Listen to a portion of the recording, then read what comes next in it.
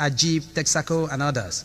The way you are looking so hamburgacious. Believe me, if you fall in love with me, you will look like Takeaway. Imakwa. Before they put at this baby, we put hand say, yes, excuse me, please. Can I have your father's number? The boy say, why? For what? The baby say, yes. I'm packing can love. The girl regularly shimmy. Can't look half year babes to make nowadays. I go to Mugungle shade at all cemetery market. One babe just and no, Garu one joint to the Mr. Biggs. So the attendant Abiaro, Joe the guy, the boy, I say, well, hey, we try her buns. Attendant, I say, okay, sorry, sir, Ogula. I say, okay, what of egg roll? Attendant, I say, oh, the boy is okay, with a meat pie or fish pie, sausage roll or hamburger, anyone, in short, with some mineral. Attendant, I say, sorry, Oga, you need Linda, I would tell her. The boy, I was okay, with a snacks. Chief FNC Joko Bulubulu, one of a J. Bulubulu had him lawyer. During the World's Children Conference held recently, different children were asked, some personal questions like, UGWUMBA America, say, what would you like to become when you grow? The boy said, when I grow, I would like to become an actor. UGWUMBA British, what would you like to be in future? I said, I would like to be a scientist. UGWUMBA Afghanistan, what would you like to be when you grow? Afghanistan say like a terrorist. America Nigeria, yeah. So what would you like to be and when you grow? Come Pronia, cause I ajuju. Imina go say, Emano, what I credit you for even a check million age is not the boy.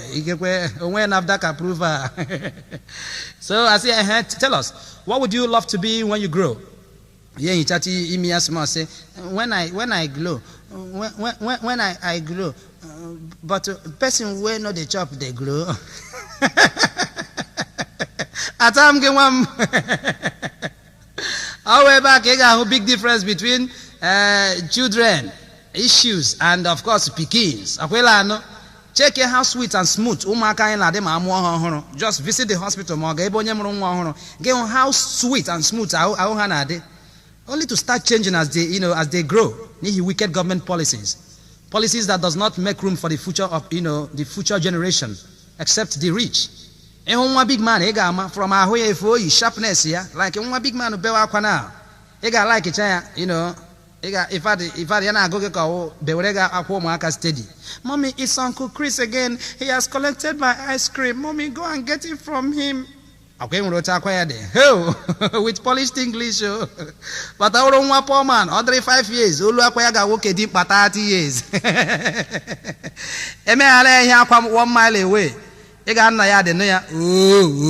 Mama. Wazena wa confront her, joy him again with English. Beat me. Really? And what did you do that made him to beat you up? Beat me. Okuchalo. Bad condition. As Christmas and New Year day by the corner now. Now they remember the story of one man who went 4:30. The man of Opotre wale but Christmas see the opera and Obiaj. The boy encouraged the waka mpa this papa of 4:30 William Melukobu. I will know who can attack it to but Ebanyano. I would have so the boy noticed the anya. See mpa chereo Ebanyagino go be tribuma. Bad condition.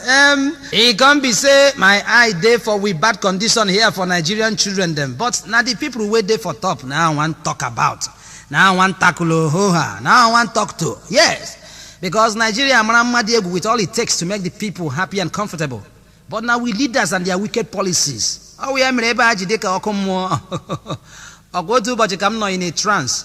Yadizem Kagasela, president in America, na president in Nigeria, na Queen of England, Nanila Musiala Kuala Mo. So Hamada thought Aputi make a call. Now one business center no Kuala Mo there. Onyeka America Bondi Keha, Joa ma Chotala Osama bin Laden. Joma economy and security. Joma Rujichala World Trade Center. In fact, he spent about 5 minutes.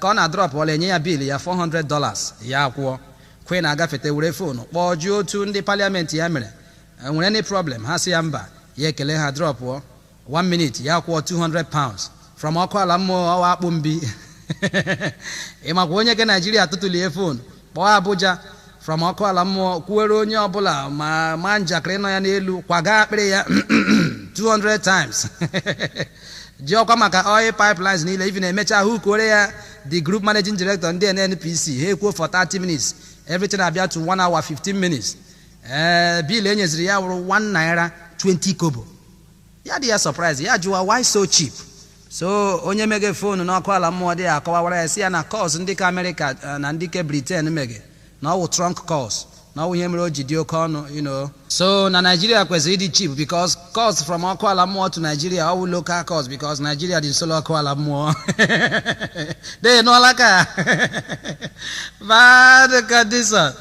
bad condition Chief Sir Chris Ernest Olekwenu. Now you be the CEO for Chris Ernest Nigeria Limited. Final bus stop for clearing and forwarding business for Nigeria.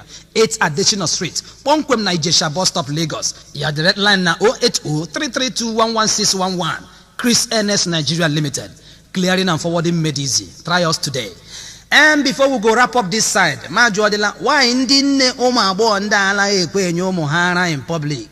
Ihe ọsọkwara ara gụọ nwa gị iku n'aka ga-ebe onuo because ị chọọ ka ahụ ga-ebe ile enye nwa gị ara in public. Hell, ndị obere nne ọ dịkwanụ mma o. Although feasibility studies have shown that ekwesịrị ịla anapụ baby boys ara earlier, ihe dịka 3 or 4 months. Then baby girls nwere ike ṅụọ 1 year because nke nwoke you go ever make up ma o too ịkọtala. Like one day m gara ịnara lab result m somewhere.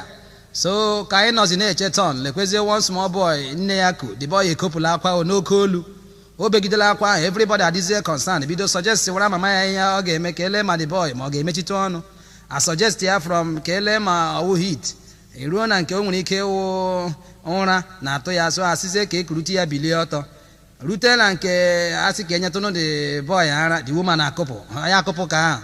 So mgbe atara ịchara ihe ndị ọzọ ya dịzie imperative na a ga-enyerịrị the boy ara because ọzi ya the last in front. Nwaanyị agbagoro si but enyekwala m nwa ara up to 6 times taa. Maka otu nwaanyị nọ nga ahụ ebigo ọnụ si ụmụ nwoke ara ọ na-ejukwana ha eju madam nwe nwa aghọrọ ọ na-ejukwana ya na-ebe ojula mpa ya ma ya fọkwa ya nwa. Ihe na-abịa m n'etiti ụmụ nwaanyị niile mekpa izi iwu n'ala ka onye ikpe mara were nwayọ pụwa outside. So ka m na-apụ ma na-ajụ onwe m sị na but why? What is this secret? Gịnị mere na ara na-eju ndị nwoke eju? No matter their age, no matter their size, no matter their position, ma president, ma governor, ma minister, pastor, bishop, so far na ọwụ nwoke dị ndụ ọ gara achọ ara dị. Nwoke ju n'ara nne ya o ya ga ṅụwa nke enyi ya nwaanyị. Nwoke ju n'ara enyi ya nwaanyị o ya ga ṅụwa nke nwunye ya. Nwoke jila ajụla ara ọ na ya ganụ ịla agbazi ọsọ.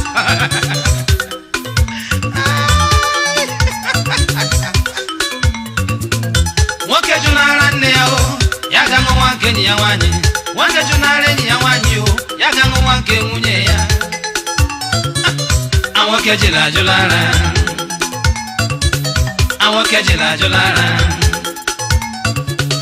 nwoke jila ajụla ara. Nwoke ju n'ara nne ya o ya ga ṅụwa nke enyi ya nwaanyị. Ya ga ṅụcha nke enyi ya nwaanyị o ya ga ṅụwa nke nwunye ya. Nwoke jila ajụla ara ife ka nwoke ọma mara mmejọ nnara. Nwoke jila ajụla ara abụbụ ugo nwoke ọcha mara mmejọ nnara. Nwoke jila ajụla ara enyi ọma mara mmejọ nnara. Nwoke jila ajụla ara mekasị for president eju nnara. Nwoke jila ajụla ara Chief Mamadike nwoke omejọ nnara. Nwoke jila ajụla ara Valentine nwa ogbo nna ya eju nnara. Nwoke jila ajụla ara Eze Big John nwoke ọma eju nnara. Nwoke jila ajụla ara